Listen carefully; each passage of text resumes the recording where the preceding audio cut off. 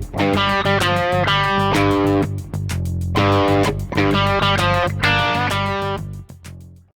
creatures of the world, and welcome back to Coffee with Kerri-Lynn. It's a beautiful day in the far north of Maine, up along the Canadian border in the Crown of Maine, and it's a beautiful day wherever you are as well.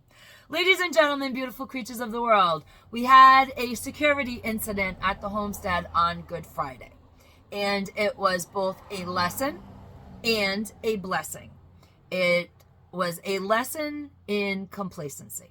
You know, when you're home and you're hanging out in the privacy of your own home, you're very complacent, you're very relaxed, you shut the front door, you think it's going to keep the world out of your home, the uninvited people out of your home, and your front door works, provided the person on the other side of that door that wants to get in has good moral character. If that person does not have good moral character or as high as F on drugs, they're going to come through that door without a second thought, and you are going to be living in a state of shock and awe for about 2 seconds. This is where safety training comes in. This is where, you know, if you have the opportunity to take self-defense courses, if you live in a state that is constitutional carry, concealed, open, doesn't matter, you can carry it, and some people carry in their homes, and other people say, why do they do that? Well, Good Friday was the reason why people carry in their homes. And we have great security here on the homestead, and still we were breached. Ladies and gentlemen, beautiful creatures of the world, I podcast out of a small corner of my kitchen where I not only podcast, but I run my small fiber business.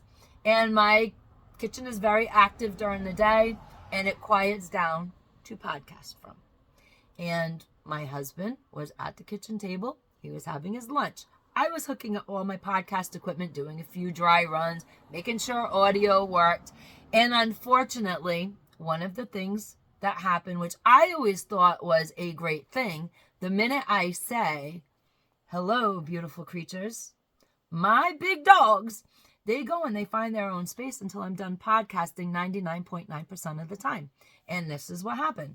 They went off, got some space, laid down, were doing their thing.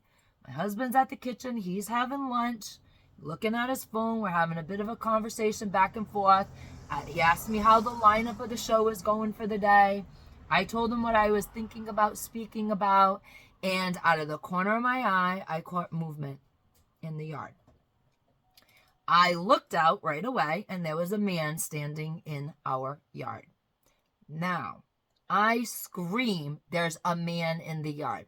The way my podcast area is set up, it's set up kind of in front of the front door, which is not like the swankiest thing in the world that I've come to discover. And as I jumped up, trying to not knock over all my podcast equipment to lock the door, because this guy is coming right on up the pathway, which is like, I'd say about 2 feet from the house. My husband jumps up from the table, and he's trying to get out the door to stop the guy from coming up to the front door, because you never want to let them get too close. So I'm trying to shut the door and lock it. He's trying to open the door. He finally gets out onto the front step. The kid is at the bottom of our stairs. The dogs, because I slammed the door behind him, made sure it was locked, and the dogs jumped up on the door. I have 100-pound dogs, and I cannot control them. If they had gotten loose, which if the gentleman had come any closer to my husband, they would have gotten loose. I can't control them. I cannot hold them back. They're going to get you. That's just the way it works. And that's the way that the security system is designed to work. So, luckily, we live in a constitutional carry state. You can open carry, you can conceal carry. And a lot of people carry in their homes. And there is darn good reason, because we have a lot of drugged out people downtown, but now they're making their way out into the rural parts of town. It's quite a hike to town from where I live, but they seem to manage to do it now and again. And we also have some crazy trespass laws that are wonderful moonbat governor put into effect, where you can basically tent on somebody's property, and, you know, under the right circumstances, you can't be removed for trespassing because you become a resident of a property in the state of Maine in 14 short days. So you got to know your tenant rights. You got to know the trespass laws, and our property is clearly marked for the safety of the general public not to come onto our property. Because if you do that unannounced, or you I have dogs that run in the yard, and like I said, we are a constitutional carry state, open and concealed. And people do carry on their own property. So the gentleman made it onto the property. Luckily, my husband kindly walked him off the property and sent him on his way. And we watched as he went on his way. Now, we initially thought that he was walking on the side of the road, came down the ditch, and up onto our property, where I'm normally sitting in the good weather in the summertime to podcast. That's my podcast area underneath my big pine trees. Turns out, after further investigation on our property, he did not come from the street at all, which is very disconcerting. And my husband took the security team, including the big dogs, out for a lovely walk out to the back 26, where in some snow and mud in the wood area that nobody goes in, my husband found footprints, and he tracked the footprints to a field area that we don't own, well out in back of our property. There's several other properties. This big field area belongs to one of the properties, and he tracked him back out there. Now, we've been letting the dogs run the woods to make sure that there's no other people hanging out in the back 26. So the dogs have free run of my property, and they're not very nice dogs if they don't know you. And so far, nothing further has been found. Nothing on our property has been found.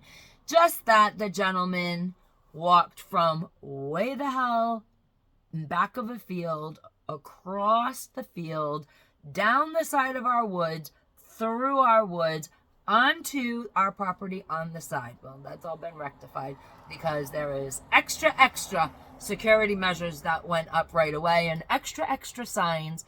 But when you're high on drugs, you're not going to be reading signs, and it could have been a really bad event because he wanted to use a phone, he wanted to use a bathroom.